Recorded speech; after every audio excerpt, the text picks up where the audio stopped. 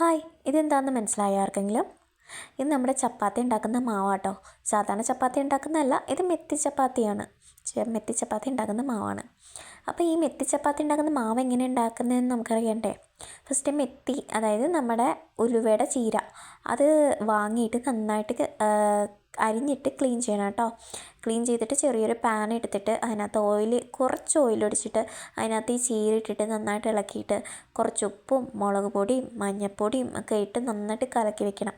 അതിന് സാധാരണ നമ്മൾ ചപ്പാത്തി ഉണ്ടാക്കുന്ന പോലെ മാവെടുത്തിട്ട് അതിനകത്ത് ഈ നമ്മൾ റെഡിയാക്കി വെച്ച ചീര എടുത്ത് അങ്ങോട്ടേക്ക് ഇട്ടിട്ട് നന്നായിട്ട് കുഴച്ചെടുക്കുക. നല്ല ഒരു വോം വാട്ടറിൽ കുഴച്ചെടുത്താൽ നല്ല സോഫ്റ്റ് ആവും കേട്ടോ. ആ സോഫ്റ്റ് ചപ്പാത്തി മാവാണ് അമ്മ എനിക്ക് തന്നത്. അത് വെച്ച് ഞാൻ ചപ്പാത്തി ഉണ്ടാക്കിയിട്ടുണ്ട്. സാധനം കിടുവാണ്, സോഫ്റ്റാണ്. താങ്ക് യു അമ്മ.